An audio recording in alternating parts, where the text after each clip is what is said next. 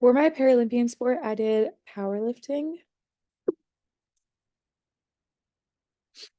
So what it is, it's in the sport of Paralympics, it is just the bench compared to a regular powerlifting meet will be squat, bench, and deadlift. For each contestant, they have 3 attempts at each lift. And they choose an opener, and if they hit that, they are allowed to increase it any weight they want. But if it is a failed lift, you can only do that same weight. You cannot decrease your weight.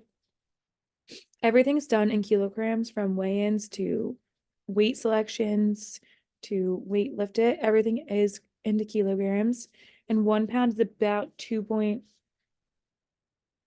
kilos. Who competes in the Paralympics? Must have one of the following impairments: impaired muscle power, impaired range of motion, a limb deficiency, leg length difference, short stature, hypertonia, ataxia, and atheosis. And from that is all the Paralympic requirements. It is then broken down into a male and female class. And then from the male and female classes, is broken into weight classes. Women start at 41 kilos and go to over 86. So at the 61 kilos, that's about 130 pounds. That's like dead center. Then it goes up and down with the last weight class being over 86. So any weight above that 86 kilos is all in one class. The men's starts at 49 kilos and goes up to over 107 kilos. When you have weigh-ins are roughly about 24 hours the day before, unless other specified. And you weigh in, and athletes are allowed to cut weight and drop down, water cut, do whatever they prefer if they want to drop a weight class. And you must just weigh if the weight class is 49 kilos, you must be exactly 49.0 kilos. You cannot be 49.1. You would weigh in at 49.1 kilos. You would have to move up to the 54 kilo weight class.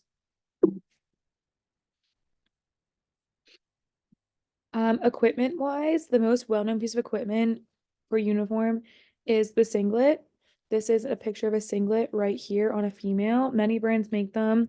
They're super similar to a wrestling singlet, but they do have to be approved through wet weigh-ins. You take your singlet plus all your equipment to get checked and inspected to make sure it passes approval. There's also a t-shirt that you have to wear underneath your singlet. That is required, especially in Paralympics. That is required because it's just the bench. And if you can see on her wrist, she has wrist wraps on. These are another piece of equipment that you can use.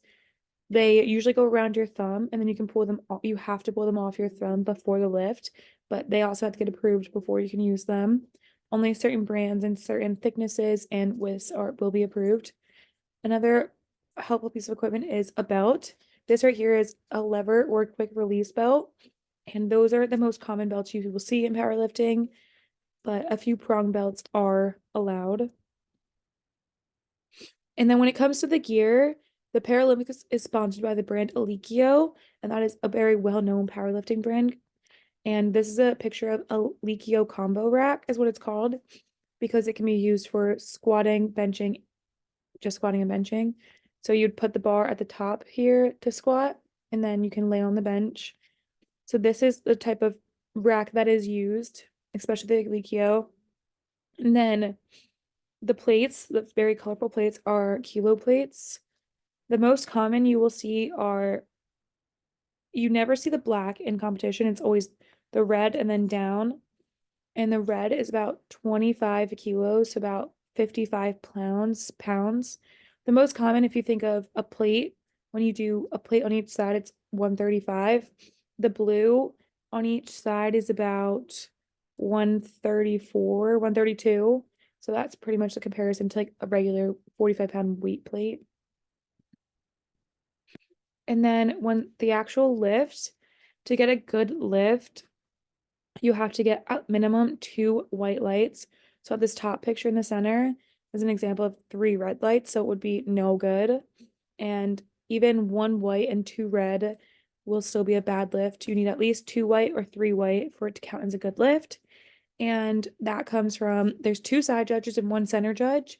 All are looking for different things, and it's up to them if the lift was good or not.